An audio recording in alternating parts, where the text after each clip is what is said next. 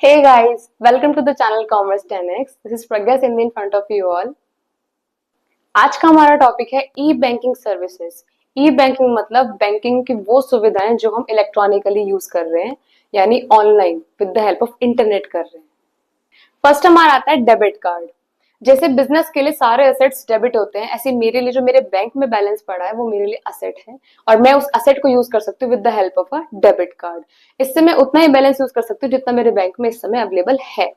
इससे कस्टमर के अकाउंट से डायरेक्टली, जिससे हम सामान खरीद रहे हैं, जो भी हम ट्रांजेक्शन करना चाहते हैं, उसके अकाउंट में डायरेक्टली पैसे चले जाते हैं। इससे मैं जब चाहे जैसे यूज कर सकती हूँ। मैं शॉपिंग मॉल गई हूँ तब मैं इसे यूज कर सकती हूँ। मैं चाहूँ तो उसकी डिटेल्स को अपने फोन में फिल करके भी ऑनलाइन पेमेंट कर सकती हूँ।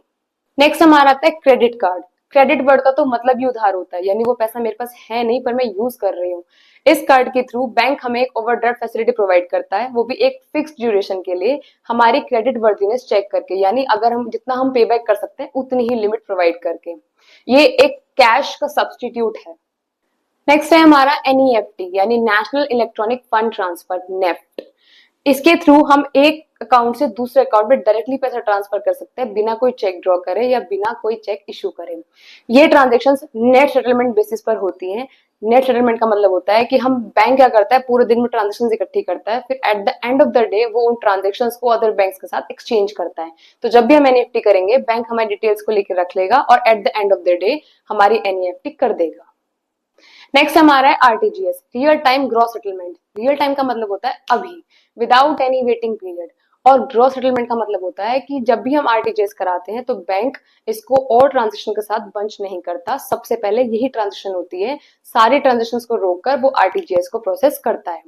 इस तरह के ट्रांजेक्शन सिस्टम को आरबीआई खुद कंट्रोल करता है। इसकी minimum transaction value 2 lakh rupees होती है और एक बार अगर आरटीजीएस हो जाए तो वो फाइनल और इररेवोकेबल होती है, मतलब it can not be reversed.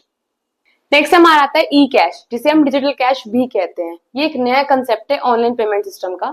ये भी बिल्कुल वैसे ही काम करता है जैसे और इलेक्ट्रॉनिक फंड ट्रांसफर काम करते हैं। इसे यूज करने के लिए यूजर के पास एक ई कैश सॉफ्टवेयर प्रोग्राम होना चाहिए, जैसे पेटीएम और भीम, और एक ई कैश बैंक अकाउंट, जिसके थ्रू वो अपना ई कैश डिपोजिट कर सके या विदड्रॉ कर सके। लास्ट हमारा आता है एटीएम यानी ऑटोमेटेड टेलर मशीन। बैंक में जो बंदा पेमेंट करता है, डिपॉजिट एक्सेप्ट करता है, उसको टेलर कहते हैं। अब ये काम ये मशीन ऑटोमेटिकली कर रही है, इसलिए इसको बोलते हैं ऑटोमेटेड टेलर मशीन। ये 24/7 काम करती है। हम जब चाहे इसमें पैसा डिपॉजिट कर सकते हैं और जब चाहे इसे विदड्रॉ कर सकते हैं with the help of a plastic card. और हम चाहें तो अपने बैंक बैलेंस की एक रेसिपी इससे आराम से ले सकते हैं। Thank you.